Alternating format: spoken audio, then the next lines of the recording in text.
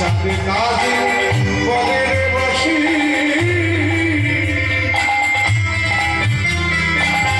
বাবাই ভদাবলী তিনি রচনা করেছেন। তিনি কিন্তু হিন্দু নন, একজন মুসলমান বৈষ্ণব। এক সময়